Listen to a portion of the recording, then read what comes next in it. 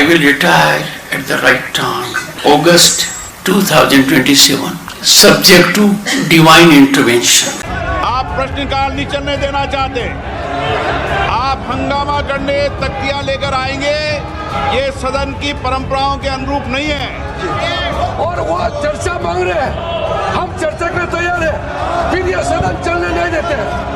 माननीय अध्यक्ष महोदय, आज का दिन किसानों का दिन है, कम से कम खेती पर चर्चा होने दीजिए। इतना एक्सपेंसेस होते हैं गवर्नमेंट के सदन चलाने के, वो सब हर तरीके से तोड़ी जा रही है। The leaders of India Alliance parties, including Rahul Gandhi ji, Akhilesh Yadav ji, had written to the government asking for a special session on Pahalgam and Operation Sindoor. That was denied.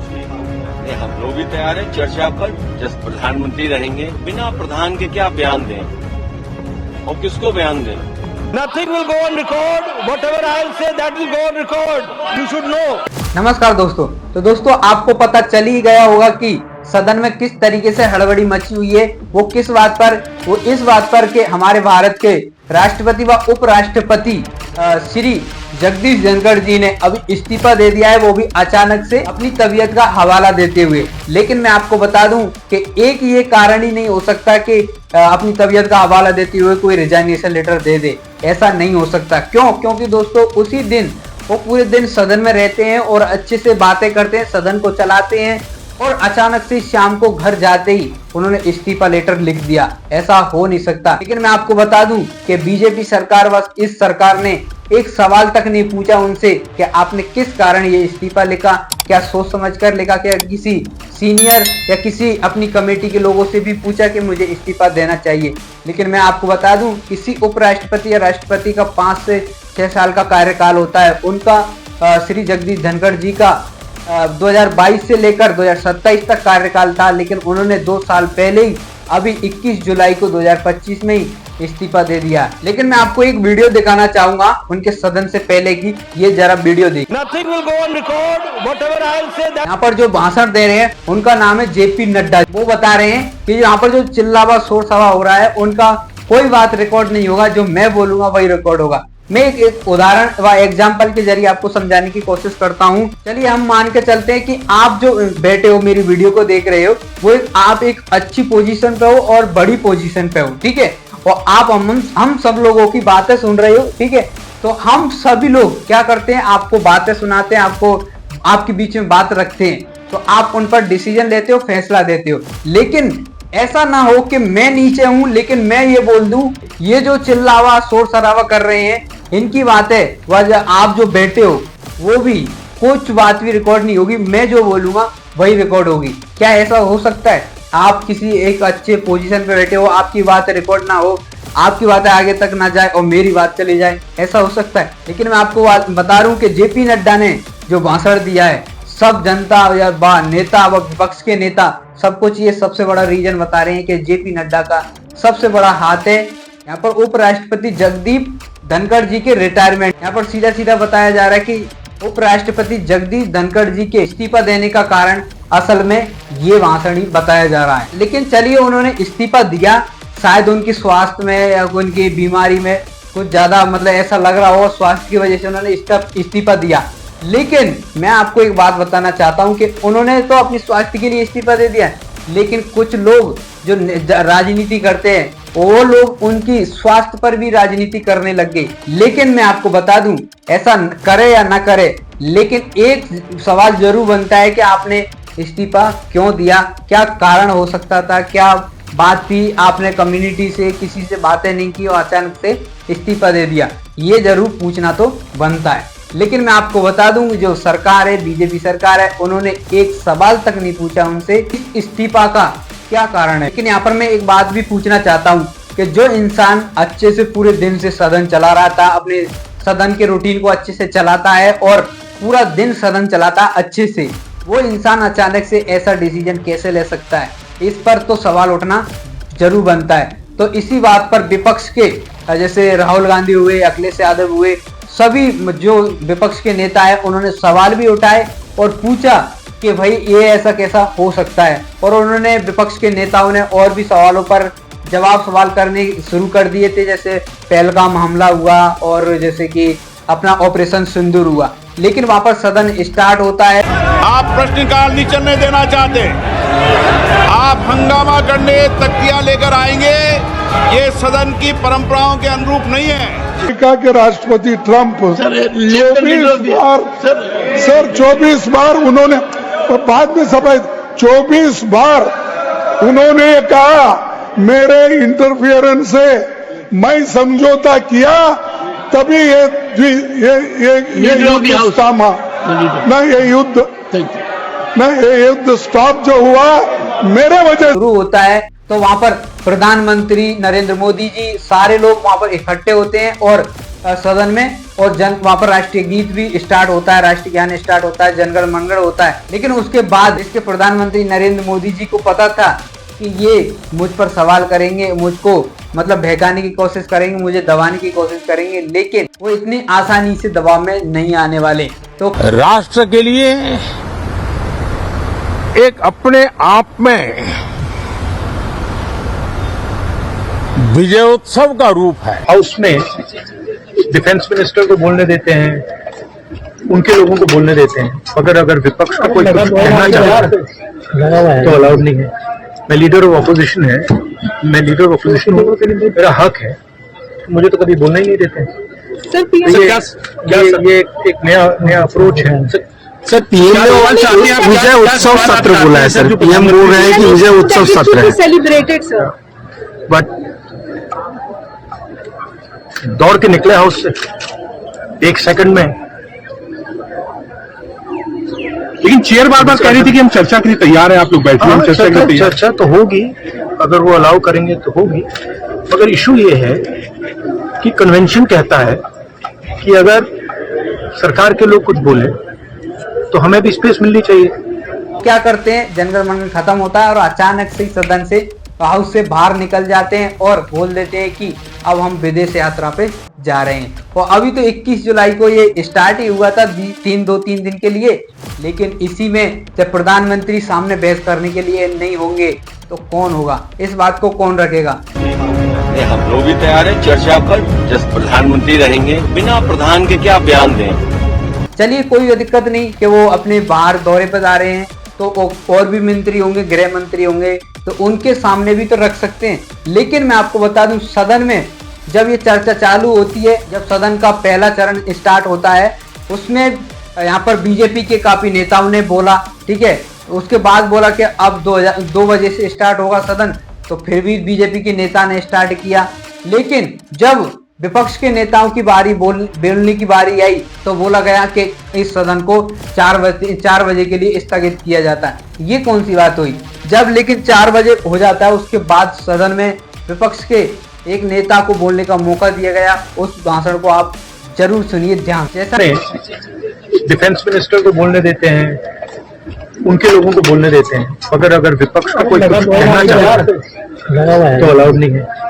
मैं leader of opposition है, मैं leader of opposition हूँ, मेरा हक है, मुझे तो कभी बोलना ही नहीं देते। ये एक नया अप्रोच है। सर पीएम ने विजय उत्सव सत्र बोला है सर, पीएम बोल रहे हैं कि विजय उत्सव सत्र है सेलिब्रेटेड सर, बट दौड़ के निकले हाउस से 1 सेकंड में। लेकिन चेयर बार बार कह रही थी कि हम चर्चा के लिए तैयार हैं, आप लोग बैठिए, हम चर्चा के लिए तैयार। चर्चा तो होगी, अगर वो अलाउ करेंगे तो होगी, मगर इशू ये है कि कन्वेंशन कहता है कि अगर सरकार के लोग कुछ बोले तो हमें भी स्पेस मिलनी चाहिए। हम 2 शब्द कहना चाहते थे, मगर विपक्ष। मैं आप सभी से आग्रह करती हूँ, सदन को चलने दें, सरकार चर्चा चाहती है।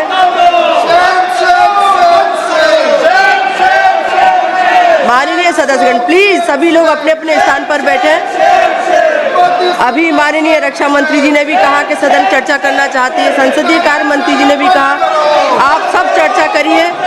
पूरा देश, भारत की जनता सब देख रही है। आप सभी से निवेदन करती हूँ कि सब सदन को चलने दें।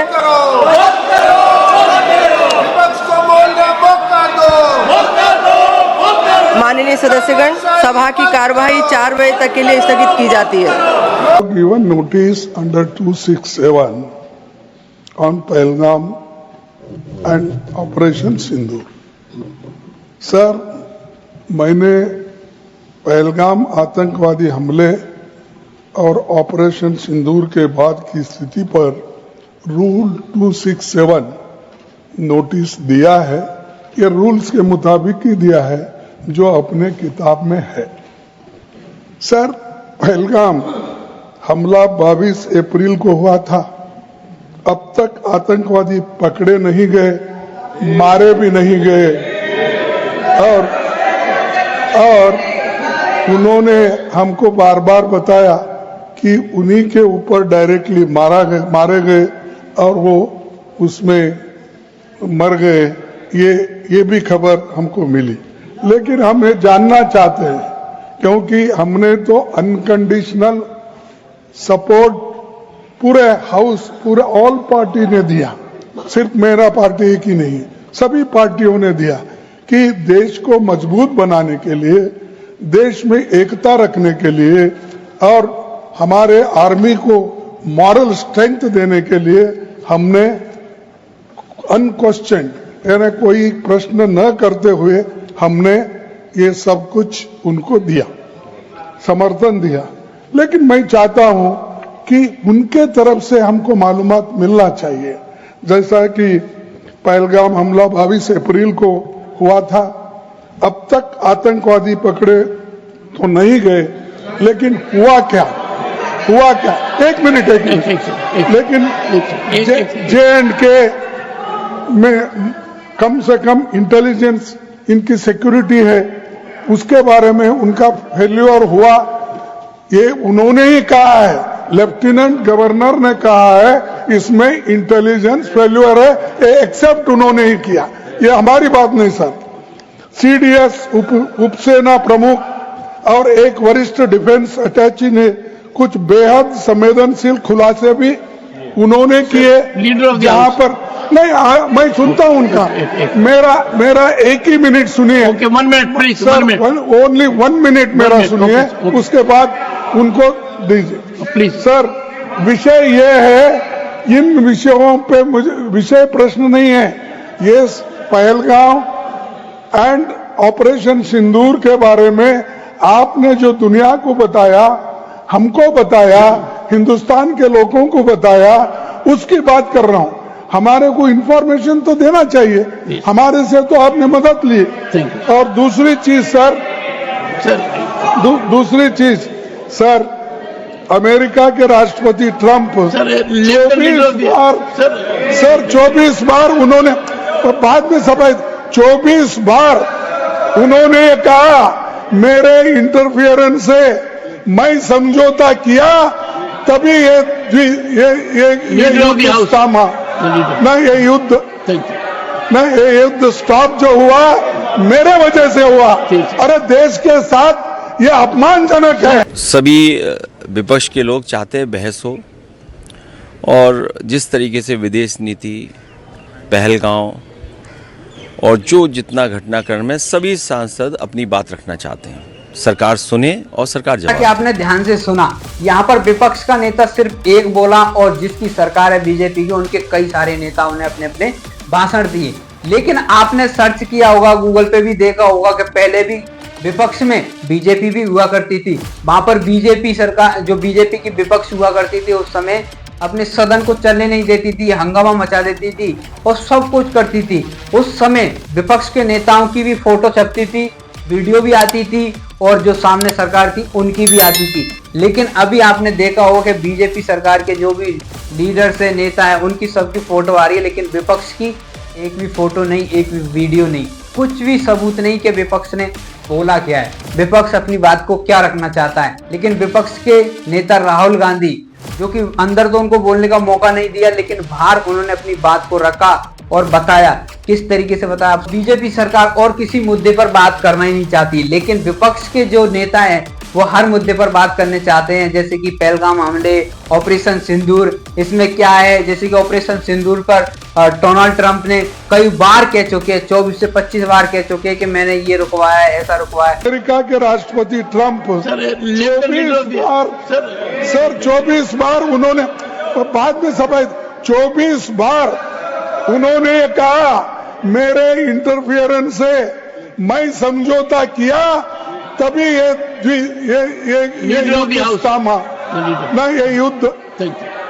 ये युद्ध स्टॉप जो हुआ मेरे वजह से हुआ। अरे देश के साथ ये अपमानजनक है। इसका मतलब तो नरेंद्र मोदी ने कुछ काम ही नहीं किया। क्यों?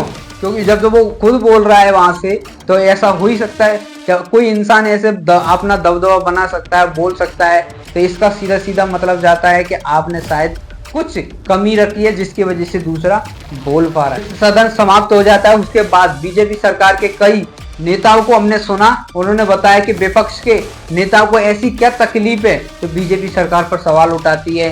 तो विपक्ष के नेता ऐसे सवाल उठाते हैं, जैसे कि यहाँ पर रवि किशन जी के भाषण आप सुन सकते हैं। लेकिन मैं आपसे पूछना चाहता हूँ, अगर आप विपक्ष में होते तो क्या आप कोई सवाल नहीं पूछते? क्या आप चुप बैठे रहते? नहीं ना। तो विपक्ष का तो फर्ज बनता है ना कि आपके इस सवाल को पूछा जाए। इसी बात पर घूम फिरकर वही बात आ जाती है कि उपराष्ट्रपति जगदीप धनखड़ जी ने इस्तीफा क्यों दिया। इसके रीजन कई सारे बताए जा रहे हैं, जैसे कि नेताजी का भाषण बताया जा रहा है और कई जो सांसद होते हैं वो शामिल नहीं होते हैं, और जो सदन का शुरू होना उसके बीच में जो गैप मिलना, उसके बीच में बीजेपी सरकार के नेता इकट्ठे होते हैं, कुछ नेता शामिल होते हैं, कुछ नहीं होते हैं। ये भी कारण हो सकता है। और मोदी व शाह में जो टकरार चल रहा है ये भी कारण हो सकता है। लेकिन मैं आपको बता दूं ये सब कुछ हो चुका है।